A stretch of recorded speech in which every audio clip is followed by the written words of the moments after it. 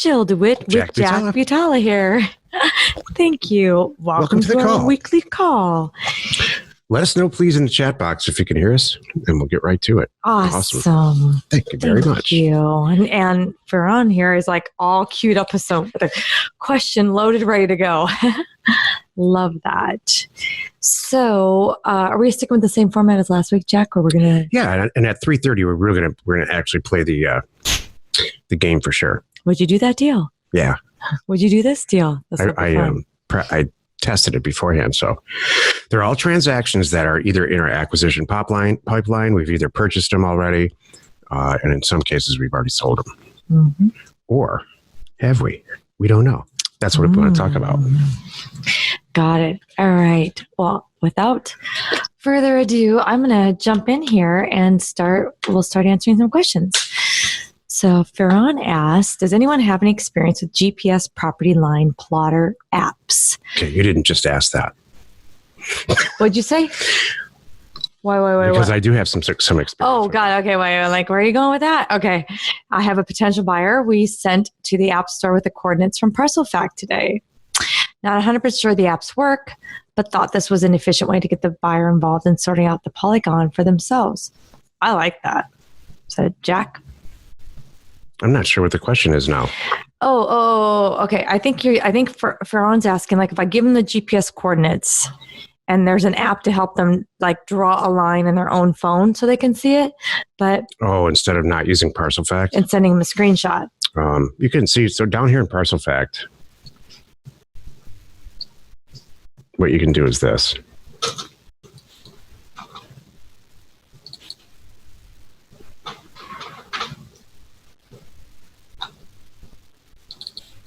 I'm waiting for beach Wi-Fi to kick in. So you can go to the next question and it'll come up. Okay, good. All right. Nick asked, I used a picture on my website slider that had no copyright information attached, and there was no notice of alleged copyright. I like this.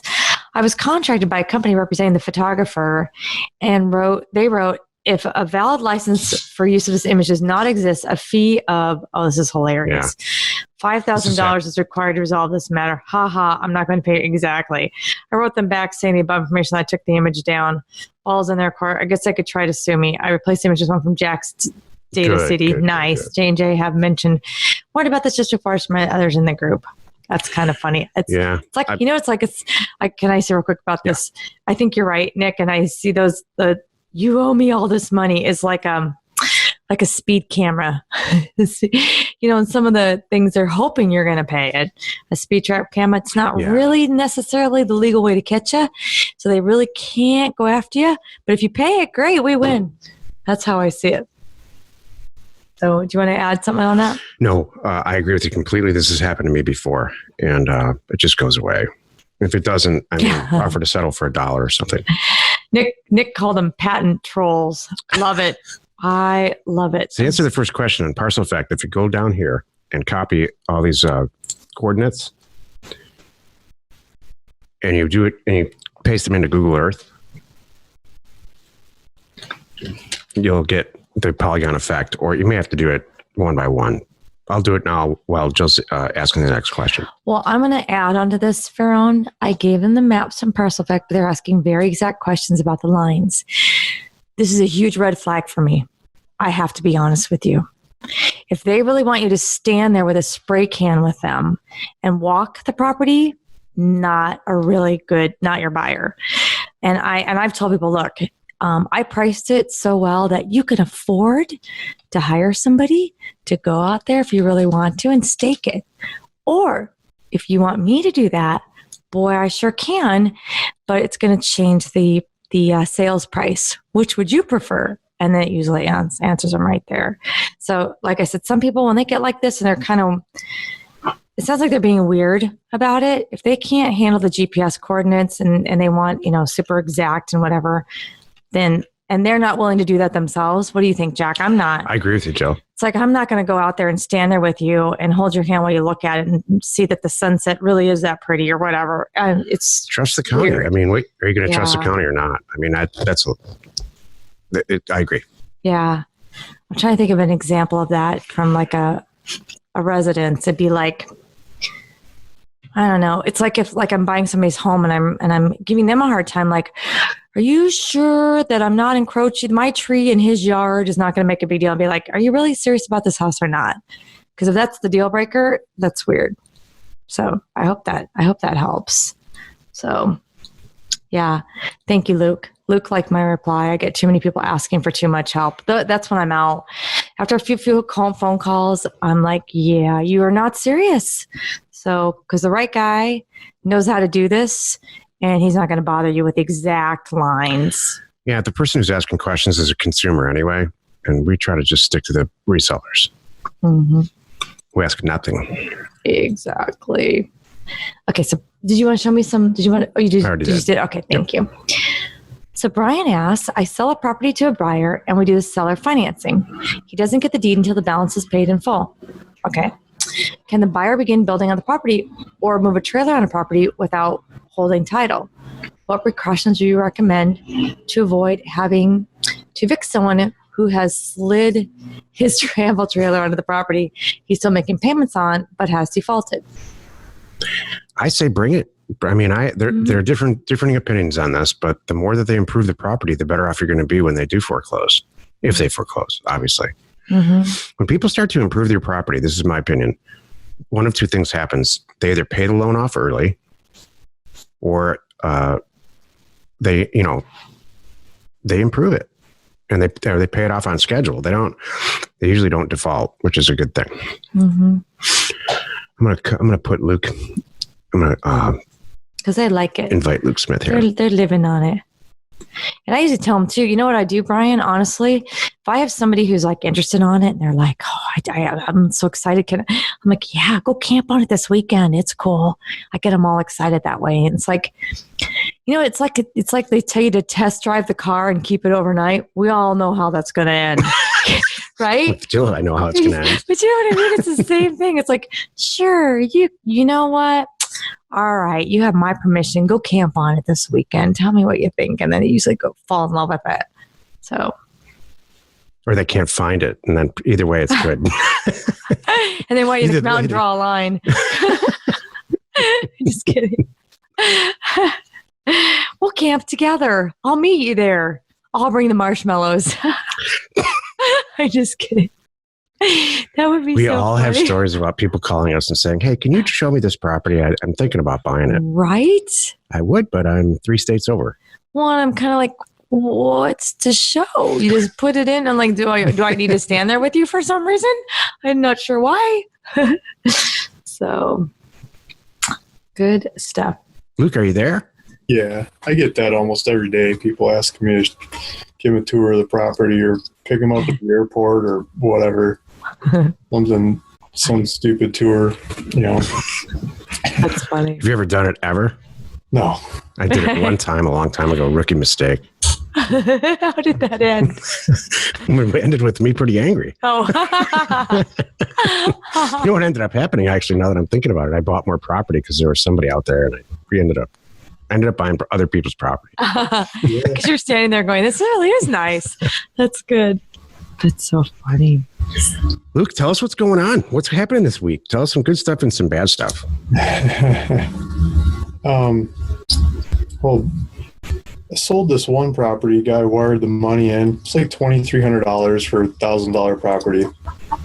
And, he was really quick to buy it and wanted wire instructions and sent the money. And then the phone blew up. He just kept calling and calling and calling with every question you can imagine.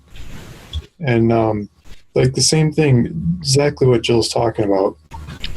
He's not a qualified buyer. Like he is trying to find the property and he doesn't have an address, just little stuff like, okay, how do I record this over into your name? He doesn't have an address. He's like living out of his truck. Mm-hmm.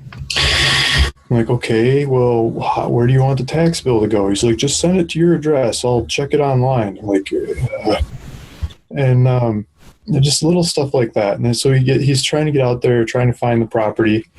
And he doesn't have like a modern cell phone that has anything on it, like GPS or anything, and you can't find it. He doesn't have any maps, and he's like, well, I know the roads because he's a trucker, right? He knows the roads by the back of his hand, he says. So, but not to a vacant property like this in the middle of nowhere. And so he just keeps calling for directions, and I keep thinking this is the last call. And he finally gets to the property, 15 telephone poles over and 20 left. Like trying to figure out where the property is and trying to walk the size of the property. He loves the property, right? Right. But he spent every last penny he had to get there, and now he's totally broke. Mm-hmm. And you should never know this much about the situation. Right. It's too far. Yeah, he can't buy water. He can't buy food, nothing. Gas, totally shot. Yeah. And he wants his money back. Yep. I was going to say, here, I smell a refund. Yeah. That's it. I'll totally give you the refund, but, sign the deed back to me. Yeah, first. Mm-hmm. And it's just ridiculous just trying to get him through the paperwork without email. No computer, can't afford to print at the library that he walked to because his insurance ran out on his truck, and he's a driver, and he's got to get insurance before he drives. He doesn't want to screw up his license. Like the story from hell, right? Everything's going wrong, loses his job, all this stuff at the same time. Doctor called, is going to die. Story. The sky is falling. Yeah. Yep. I've been there. I know what you're saying. That's what I was saying with Ferone. I'm like, yeah, when they're getting these weird questions, then you're like, I'm out. Yeah. I might even say, you know what? I'm so sorry it's sold. Have a nice day. Even though it didn't. You already bought it, Yeah. He had his money, and I want to give him his money back, but I want my paperwork. Exactly. So I decided I'd Western Union him a couple $100 to get over the hump to get the paperwork back to me, and then I'd refund him the rest. And there was a Walmart, so we tried MoneyGram. They canceled the transaction. And he's freaking out. I'm like, God, really? And I got to their fraud department. I'm like, yeah, of course this sounds like fraud, but I'm just trying to get rid of the guy. And they turned it down. And we tried Western Union. The Western Union thing's not working. Their systems are down. He's flipping out. How did he scrape together the $2,300 to begin with? Exactly, right? That's really weird. How did he wire the money to me? How did he pull it off? He's got super fishy. Yeah, a one location credit union in a different state, long ways away from where he's at and everything. Somehow he got them to wire me the money, and totally. Santa Barbara ranches are sounding good right now, Jeff. Yeah, I guess they are. They're $1,000 a deal instead of $1,000 a deal with no whining, and we never meet or talk to the people. Yeah, take Jill's line. They start asking all kinds of anything questions. Almost just stop right there. Mm-hmm. It's just not worth it. So that's the bad side. Good side. Some of the splits I've been buying and making have been selling. A couple a day maybe. That's great. And a lot of great people buying them. Nice, friendly, easy to deal with. Online checkout. No questions asked. Can't believe it. They want the one next door after they go check it out. Yeah. Then they want their brother wants the one next to that, and it just so a chain reaction. Those have been going great. We just met with an entitlements expert, a lifelong entitlements expert that wants to sign on with us and do deals with us and people in the group for a cut in the action. So we're developing the relationship, and we're making sure that it's going to work with some property that we have, and then we're going to turn them loose to everybody here. Mm-hmm. Yeah. So what do you mean by entitlements? Maybe I'm missing. There's splitting property like you do and like we do. Rewriting descriptions, essentially. And then there's subdividing property like a grown-up, where there's serious entitlements, which is what if you want to do a subdivision and build houses on it, you have to go through the entitlement process. So, it's the next level. Setting up the power and the water. This guy's telling us utilities. That it's all like everything. It's all about who you know, and you don't necessarily have to do the improvements if you do it the right way. You can just split it up down to quarter acre properties at the right area, right counties. It's all about how you handle it. So, I don't need to do the math on that. It's just staggering. Buy 100 piece of property, 100 acre property in, I don't know, southeastern California and get it down to quarter acre properties, you're done. Yeah. Exactly. So it was very encouraging. You ever run into the timelines of those? You study the timelines? It's like, he said he does it all over the country, and he said that it varies very widely, but he's done it when there's no utilities and you're just putting roads in and there's only one inspection, it can go really, really quickly. And he hasn't disclosed to us yet there's certain areas of the country that it works really, really, really well. So as it happens, we'll keep you informed. okay. A lot of the Southern California ones that I've tried or gotten involved in, they're just basic splits, not even getting into the more complicated ones. I mean, like a year minimum, just running through the county's stuff to get the permissions and making them happen. Yeah. Year and a half is more normal. If they don't find anything wrong or come back with corrections, like just get everyone that knows what they're doing to put it through the system for you, and it still takes those kinds of timelines. Well, that's why you need a consultant, where they can get it through there quick. Yep. So maybe they know the needles. Yeah. Mm-hmm. Some of them, like the loophole that I think I came up with the best in like Southern California ones, is they said, stop studying countywide and look at the cities, look at the municipalities, because I think a lot of people that look at splits don't realize it's different rules at different levels. So you got correct. You got county law, and then the municipalities have totally different law than the county law, and they're not under the supervision of the county. And so if you got a municipality that wants your business, they'll shove it through there real quick. You can just go make it happen, go pound it out. Super good advice, man. Yeah, figure it out from there. You can dodge a lot of those timelines that are the classic Southern California timelines. Right. That's good. I'm going to jump into some more questions here. Brian asks, if I am correct, you tend to prefer using special warranty deeds, if not quitclaim deeds, when selling properties. In California, grant deeds are the norm, right? Although other deeds are allowed. I'm inclined to use grant deeds in California. Me too. But if I'm closing without title insurance, how big of a deal is it? Do you think to use a special warranty deed? In practical terms, how different are they?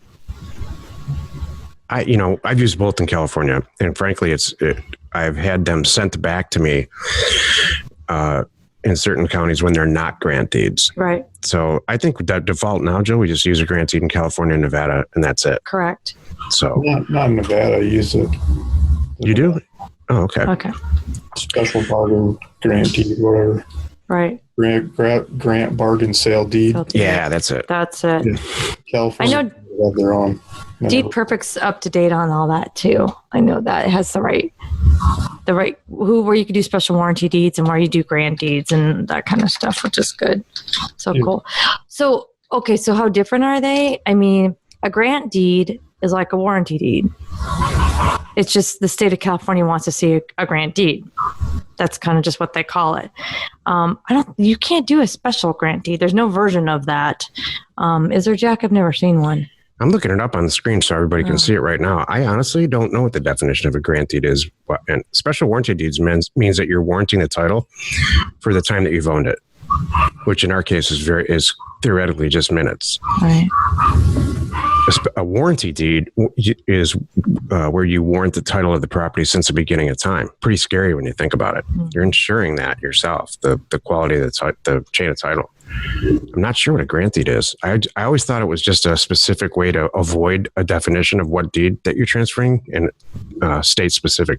But I'm going to confirm that right now. Yeah, that's what I think. I think it's a lot closer to a quitclaim deed. Okay. Oh, okay. California just, it's got all the lawyers and they never want to be responsible for anything. So they came up with this style of deed without saying quitclaim. It's something in between, like quitclaim and warranty.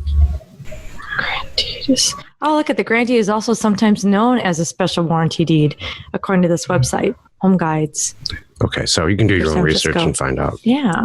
Maybe I'm wrong. That's kind of cool. All right, good stuff. David asks, hi, Jack, Jill, and Luke. A law firm in Arizona just responded to my mailer just a few minutes before this call. Yeah. Was several properties they will sell, promising they are free and clear. Good. To any liens. A lawyer promised something. And all property taxes are current. Yeah, that is. Wait a minute. Hold on a moment. Yeah, Jill's red flags going on. Yeah, I got a lot of red flags here. Just kidding. This is awesome. They say they have completed quiet title / tax lien foreclosure lawsuits on the properties. I mean, this is awesome. This is a dream come true. Yeah. If they've done it with these, what has they've been done it your with experience? Been with general with law firms selling land has gone through this process. Fantastic. I haven't researched. No, they might just do the closing for you and record it for you. I haven't researched quiet title and success plan yet. Any other tips on this is appreciated. Thank you. Yeah. So what happened is somebody bought a tax lien. Either they bought a tax lien or somebody like one of their clients bought a tax lien, and it did not get, it didn't get purchased back by the owner. So. And what happened is they foreclosed on it. They did a quiet title action or / adverse possession / it's called a lot of things. In Arizona, it's called a tax lien administrative foreclosure. So this is, and I've said this for over the years on the show, this is maybe the best case situation you can be in because they have to go through, it's very statutory. So there's a very consistent, clear process about the whole thing. And this is a good situation. So here's the good news. If they know how to do this, they obviously know how to do this. So maybe, tax liens might be your thing. If you can find a great foreclosure group like this, they know exactly what they're doing. This is a good way to buy property. So I would move ahead unless make sure the economics of it work.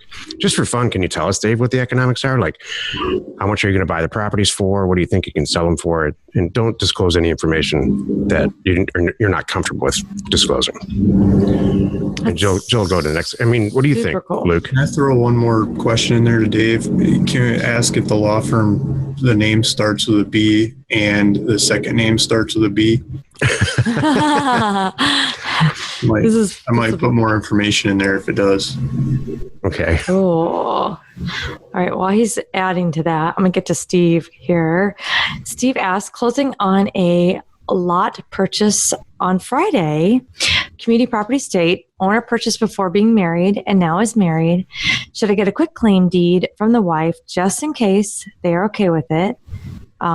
Just in case, and they are okay with it. Any additional wording needed as it relates to the grantor, like instead of just saying the grantor, Mr. Seller, for in consideration of, adding wording like the name of a married person as a separate property for in consideration of. Well, number one, I wouldn't change the wording. Yeah. Don't keep the grantor grantee the same. It's never hurt. I mean, I always want to keep it as clean as possible.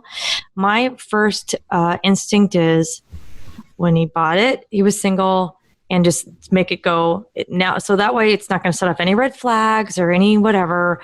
When it goes through and to be recorded, it looks like the same guy, the same one person is selling his property as one person. They don't know he's married. Yeah, I agree with all that.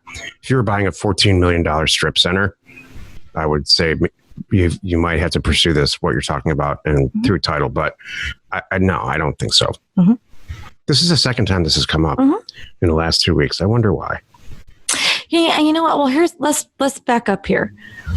Are we worried? What are we worried about? I mean, I'm just want to think big picture here. The wife, they get divorced, and the wife is going to remember this from 66, however many years later. Jill, some wives remember a lot of stuff. Oh, okay. Well, I don't remember much, so God, I love that about you. That's great. I'm not going to remember a deal that we did, 5 years ago and go, oh yeah, you know what? I should have got a piece of that. He made $1,000. I deserve 500. So, I mean, I guess that's the question too. What do you think is going to come back to bite you on that? And if you feel more comfortable though, having an extra piece of paper on file, I'd say do that, but I wouldn't send it to the county. So unless it's a big thing, like Jack just said. Did Dave answer? Yeah. Okay. He says, Dave says he doesn't have all the numbers processed, but the law firm is the law firm that Luke referred to.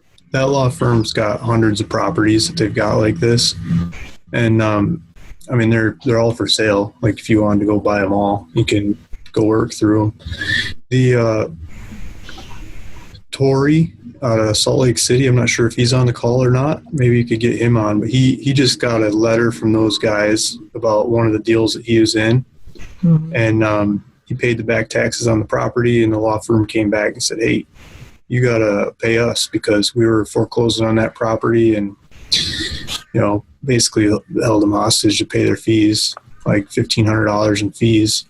And just, you know, they're typical law firm. I mean, just basically threatening to take the property away unless they pay them. You know, they're going to go after and take it from you. And, you know, he bought the property from the seller and paid off the taxes. And he still gets the bill from the lawyer right after. And he was trying to deal with the lawyer. I mean, we should get Tori on the line and tell the story. But at the same time that was happening, I was trying to buy a property from him. The same law firm, on, you know, without knowing that he was on the other doing those kinds of deals. And yeah, I started. The main guy, like the father of the firm, is more retired on the way out, and the son's coming in, so they're changing it up. They're I think they even changed the name of the firm recently. I'm shocked that I haven't come across paths with these guys. Rod just typed in too. Same. If it's the same law firm, I brought several of them already. Okay. So. Yeah. So they also have been hiring real estate agents. Like there's one real estate agent in particular I'm thinking of. I'm going to try to keep names out of this, but, you know, I was like comparing notes with her and about buying one of the other properties I was buying from them. You know, a lot of the stuff ends in lawyer letters, you know, typical fees and things like that. That's too bad. Yeah. So are we trying to say... the concept's awesome. Maybe these guys are not so are shady. Okay. Yeah, just be careful. That's a bummer. Be really careful. The real estate agent that I crossed notes with said the dad is much more that way and the son's not at all. The son is much better. So maybe you can tell how old the person is you're talking to. You know,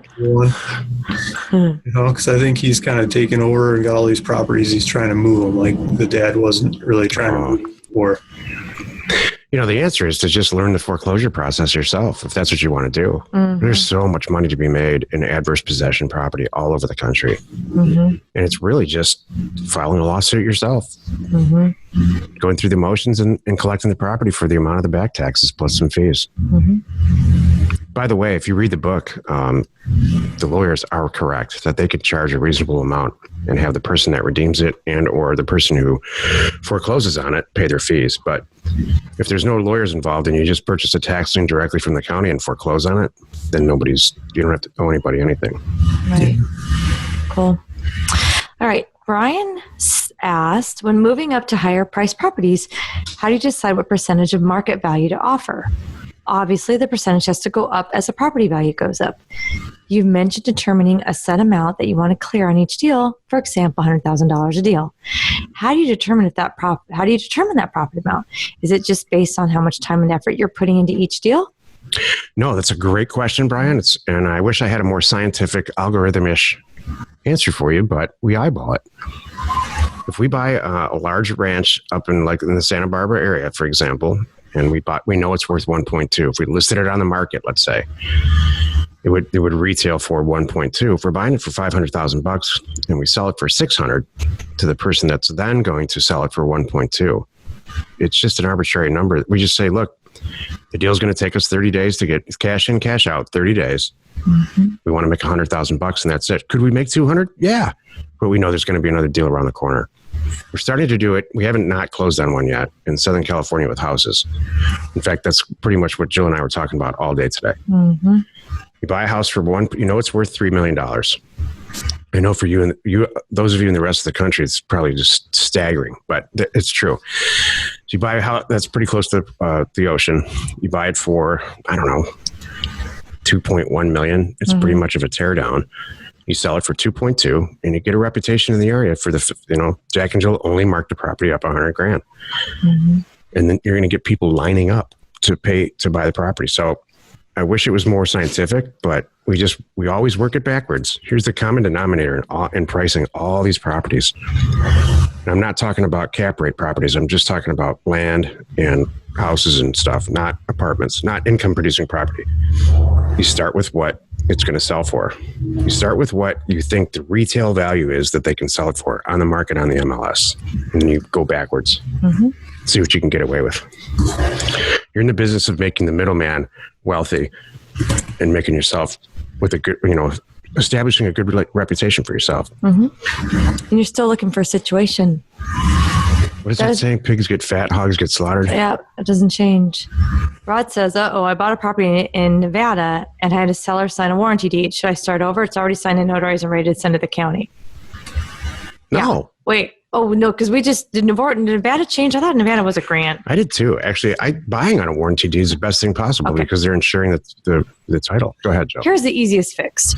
The best thing to do, especially when you're starting out, before you send it in, I always recommend this to people. Until you know that county and what you're doing in that state, you just call the recorder. Seriously, hi, I have a one-page, warranty deed. I'm sending it in with whatever, if they need any extra forms along with it, depending on the state, like Arizona. And then I have a check for $12 because that's the recording fee for a one-page deed. And, if there's, basically you're saying, am I doing it right? Is there anything I'm missing? And they'll say yes or no.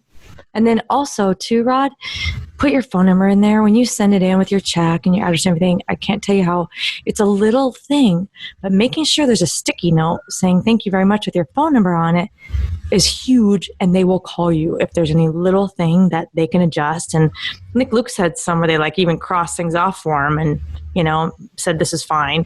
I just need your approval, kind of thing. So that's all you do, and then they'll tell you.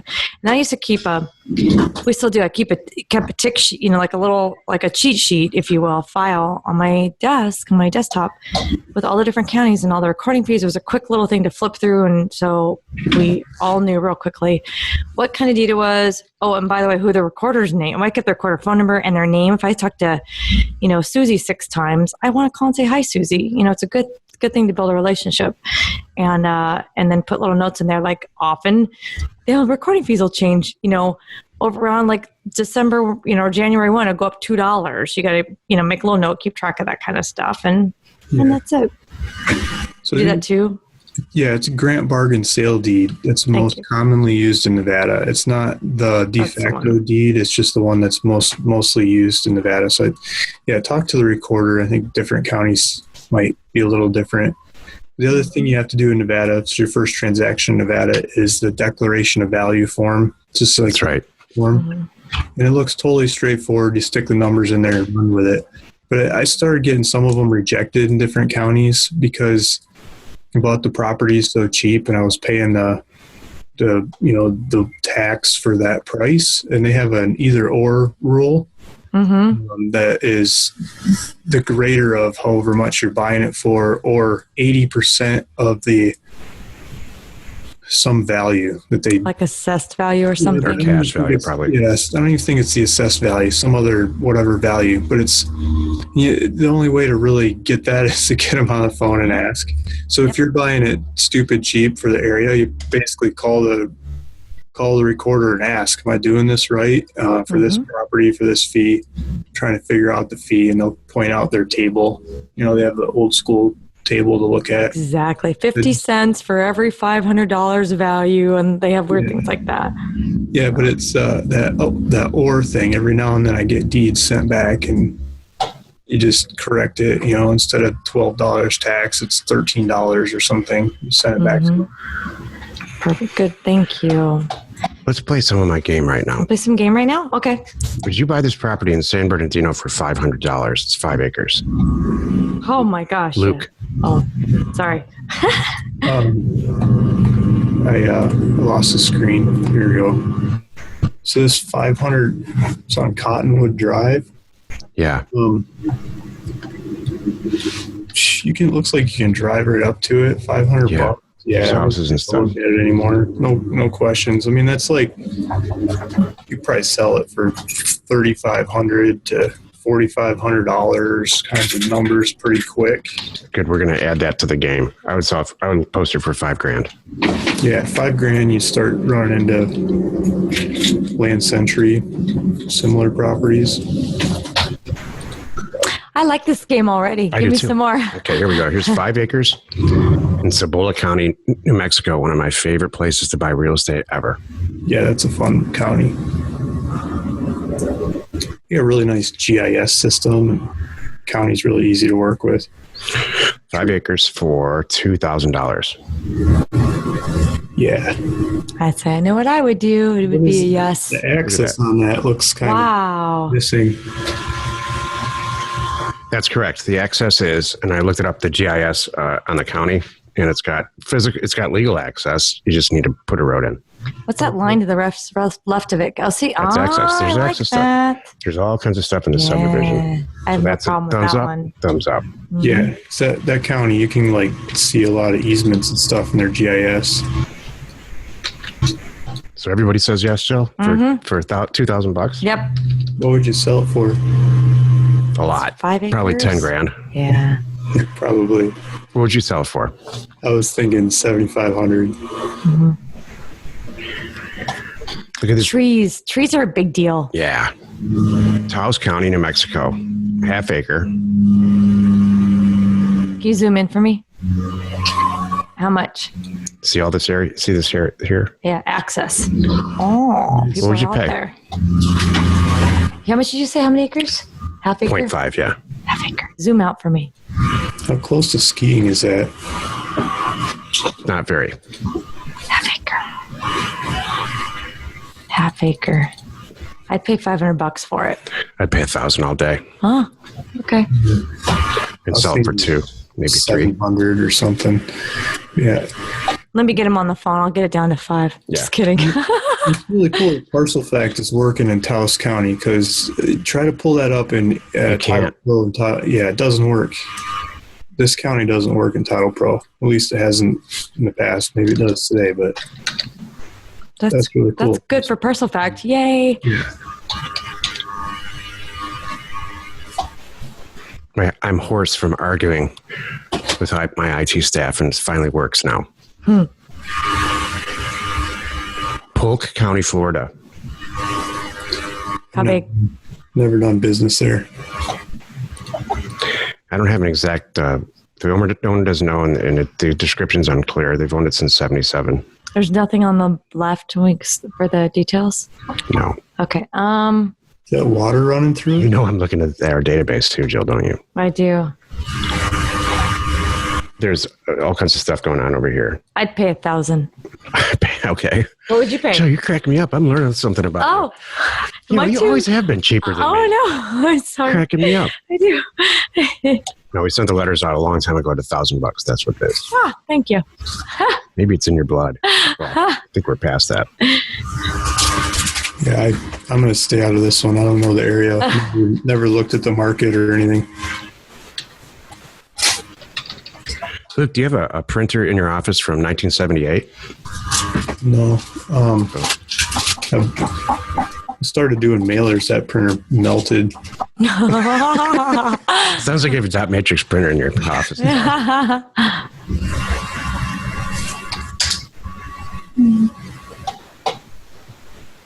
I like MODOK. I do too.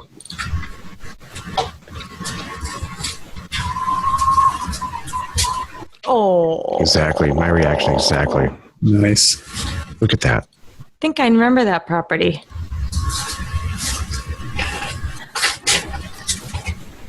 Is there a lake nearby? We own it. It's right next to this house. Huh. And yes, there is. I'd pay $1,500 and I'd sell it for. There's the lake. Oh, I know the exact property. $7,500 probably. What would you say it again? I'd pay $1,500 and try to sell it for $7,500. Yeah. What would you do, Luke? I've never done any business in MODOK. The heck? I know. You should talk to Claire about this one. She's I know. in the neighborhood. I had a property in this exact subdivision, California Pines, and it was the funniest thing because I sold it to a guy, and then he went and was talking about it at work to one of his coworkers. It was the funniest thing, and the guy bought it off him and paid more money. And so the original buyer came to me and said, "Do you have any more of those?" Yeah. It was so funny. Like, that's great. Yeah. Alamosa County, Colorado, 40 acres. Oh, nice. $5,000. Yeah, I'd buy that. So would I. Piece of cake. So we are. Yep. It's, 8, 9, 10 grand in like days. It'd probably disappear. Mm-hmm. More if you market it for longer. Check out these. Coconino County, Arizona, which I love also. Nice.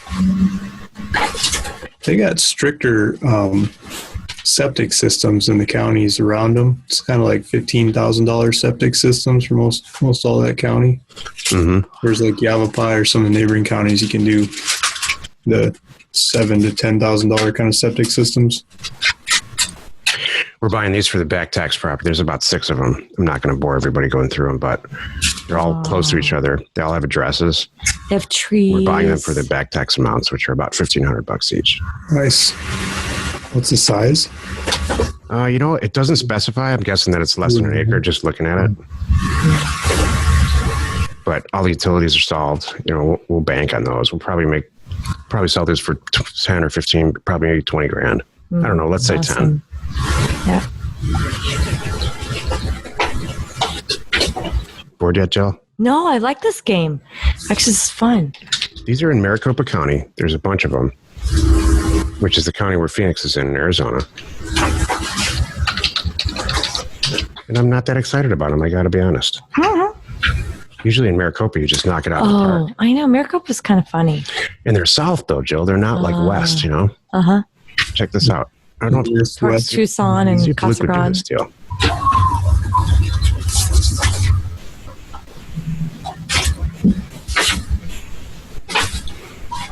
See Morristown, Joe? Oh, Wickenburg. I see Wickenburg. Yeah. Okay. And north. Yeah, I'm not excited about those either. I know. And I know that they would sell well, but it's just, we've been up there too much. We know too much about it, I think. And if you look to the left, there's people out there. They're doing something. They're using it. Yeah. Wow, it's a big piece of property. Then it's Carefree Highway, Joe. Is that how many acres? You know what? That's Carefree Highway. I would buy these. We are going to buy these in a second for sure.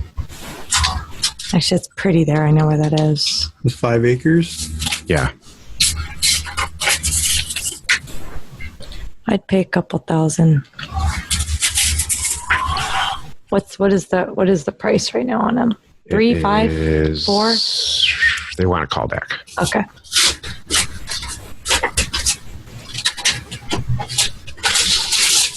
Now I know where you were asking me for that sheet today.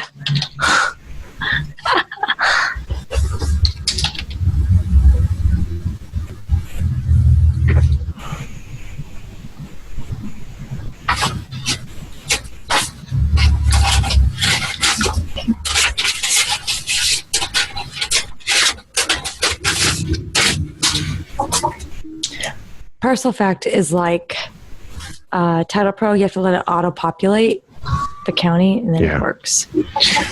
So I haven't bought Title or Parcel Fact yet. I keep saying I'm going to go, and I haven't. Why does it say you have 961 pulls left? Is there like a monthly limit, or? Yeah, there's 10,000 a monthly limit. You used a lot of them, then. Yeah. This is 40 acres in Mojave County. Drive-up access on 2 sides for $4,000. $4,000. What part of Mojave? Can we see how close to the river it is? Here, I'll pull out. It's awesome. Got it. Yeah, I'd skip that. Wow, really?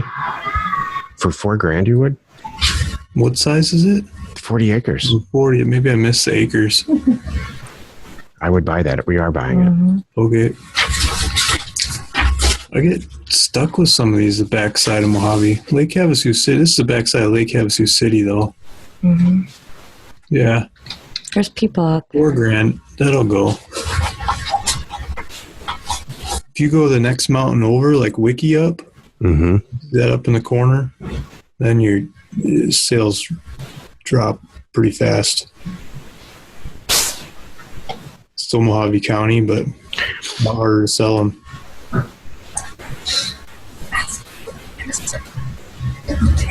We ran to the bank on this one for a bunch of reasons. It's 160 acres in Cochise with access.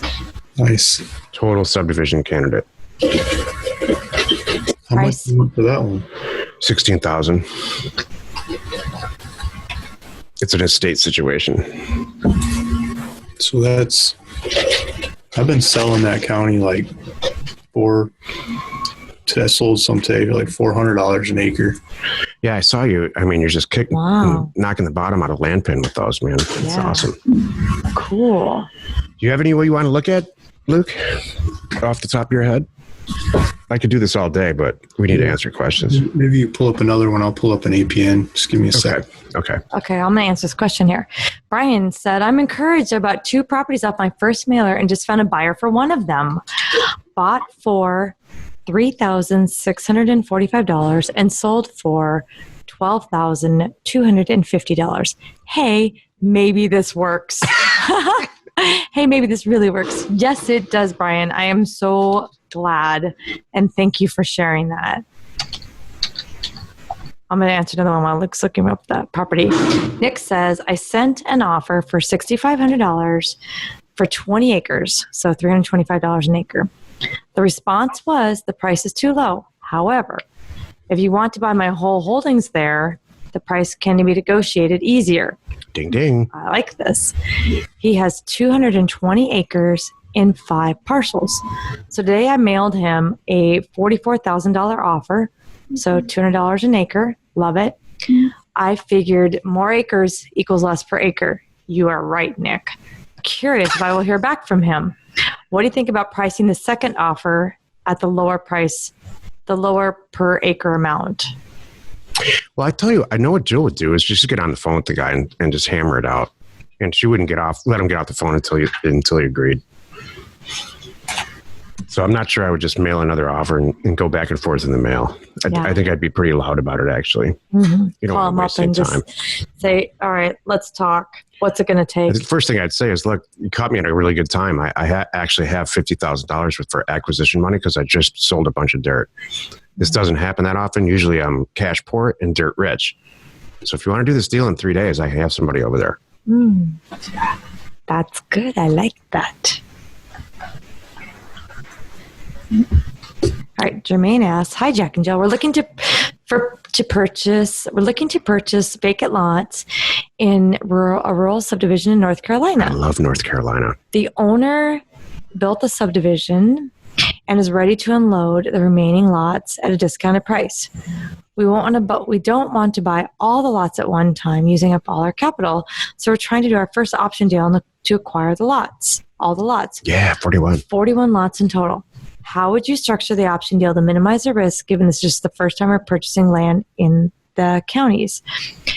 The owner said he's okay with doing an option, just trying to figure out the best way to structure the deal. Thanks. I would do an option and a release. I'm assuming now that these are run to the bank lots and that there's some comparison values in that area and you're sure you can double your money. So assuming all that, and they're not going to be hard to sell, I would do an option for the first tranche. I would divide them by 12, and I would do an option on the first several lots, and then with a release deal on the remainder throughout the year, and try to get them done that way.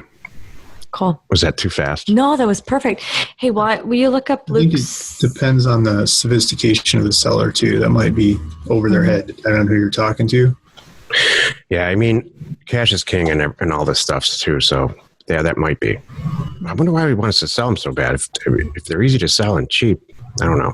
Mm-hmm. But this property in Virginia. Put up 2 to look at. 2 in a second. Put them in the chat. Yeah. So you just cut and paste the numbers. Yep, we got them. This is it's a half acre in Fredericks, Virginia. Okay, good. And then Jason put one in here too he wants you to look at.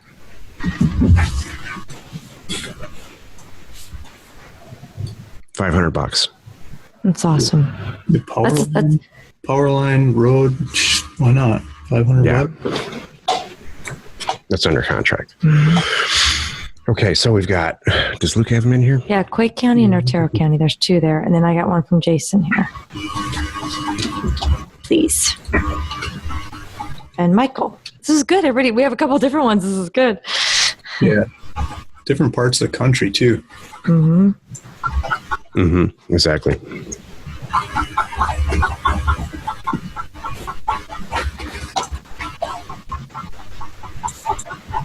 I got to get some chickens. I know. I'm going to get a noise machine with chickens. That is such a yuppie thing to say. Yeah. You can't go buy a $3 chicken. It's actually chicken. That's why I want a noise machine chicken. Right. Quay County, New Mexico. This is from Luke? Yeah. How much? And how large? 20 grand. 160 acres. Wow. What's the access situation?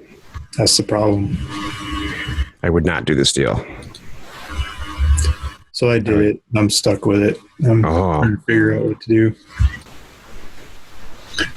Guy went over there to take pictures today, and he got to the hill next to it. Yeah. So, it's like you could take a boat and get close. Yeah, there's roads up next to the river there. There's a canal that comes down the hill and flows into the property. Like, there's a canal next to that road, Hudson Canal, and then there's some ponds at the top of the hill. And then from the ponds, they flow down to the property and kind of see the stream there. So it's got water. And I don't know what I was thinking, but I bought it. Acreage in New Mexico in general flies off the shelf. So, I mean, can you get it down to 20 acres, 10 acres? No, I talked to the county commissioner. I can sell one piece off a year. Now I got to do a dance to do that. And yeah, it's the Luke Smith dance. Right. You're dispelling your myth right now, Luke. Everybody thinks you're perfect. Oh, this is probably like the oldest property in my inventory.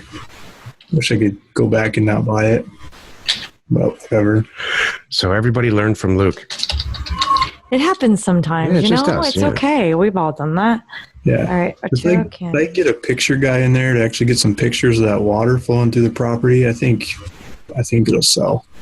Cool. Just got to get the right picture guy. So Otero, I'm pretty confident this is an owner number, Luke. Do you have another number that we can look up? While he's doing that, Jack, we do Jason's. Oh, sure. And then get to Michael's. Jason has a Kern. I like Kern County too, by the way. I do too.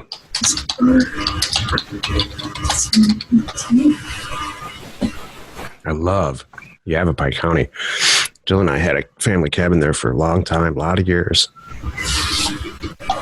I'm hoping this is in that area. 301's generally pretty good. Yeah, dude. This is run to the bank. Oh my gosh, run Michael. to the bank on this. Michael, Michael's? Yeah. What are you paying for this? Or what did you pay?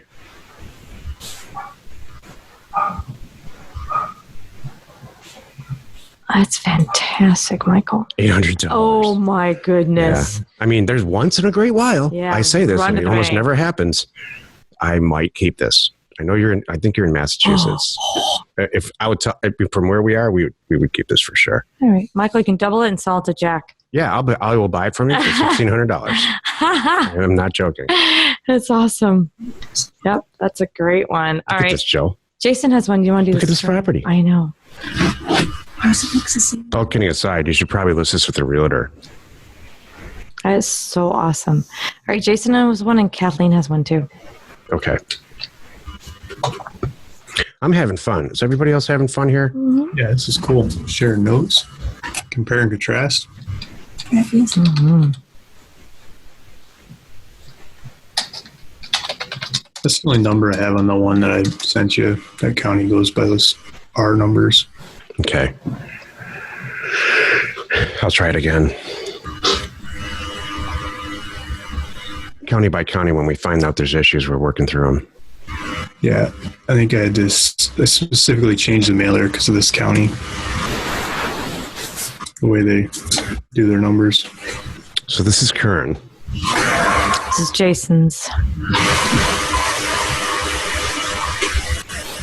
Like we have an airport. Can you zoom out a little bit so I can see what part of Kern we're in? Because I think this is way east, huh? Bakersfield to the left. Oh, there's Tehachapi. Gotcha. Okay. Yeah, I just sold 32 acres right down the street from that, like a couple days ago for 10 grand. Nice. Really good access. This one is. Oh, and he has the one next door to it too. There's 2 parcels there.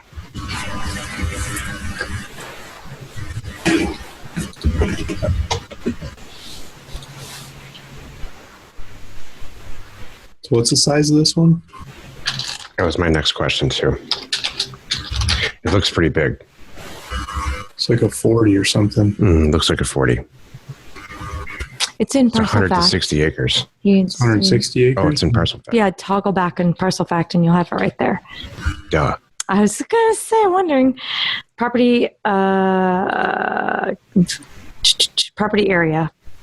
Keep going. 3rd from the bottom or 4th from the bottom. Keep going. There you go. 160 acres. Okay. I'll tell you, I don't want to burst your bubble here, but it looks like there's a lien on it. See down here? The mortgage. Looks like there's a mortgage on the property. So you just got to check it out. It does say 91. It might be gone, but check it. Exactly. Or there might be 2 payments left or whatever. But the county thinks that there's a lien on it, which is what, more importantly, whether there is one or there isn't, the county thinks there is. So the mortgage amount was $140,000. Did you notice that? Yeah, I did. So, I mean, I've got it pulled up here. Yeah. Remember this property we bought, those properties we had in Tehachapi, Joe? And we killed it? I just sold one Tehachapi with no access, like windmills all over it, like locked gates and nasty signs all over the place. Lady's gonna like hike in there and put beehives in. She's gonna do beekeeping. Wow. Here's a money shot for these properties. That's so cool. Look at that. I love it.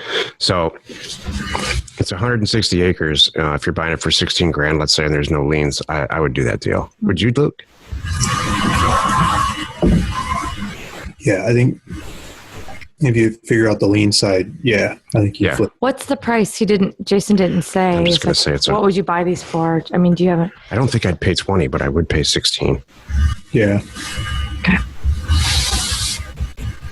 Kern can be finical sometimes.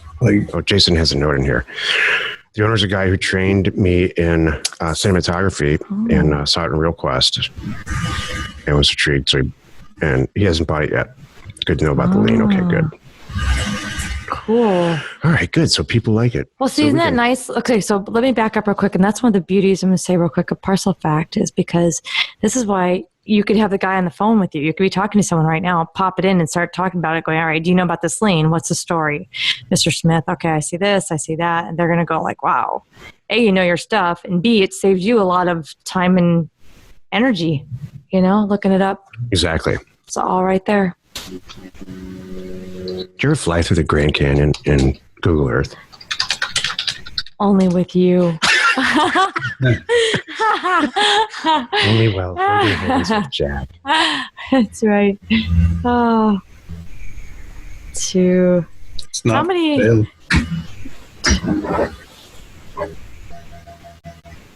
This is the stuff right here where I leave Jack's office. I come back. I'm like, what are you doing?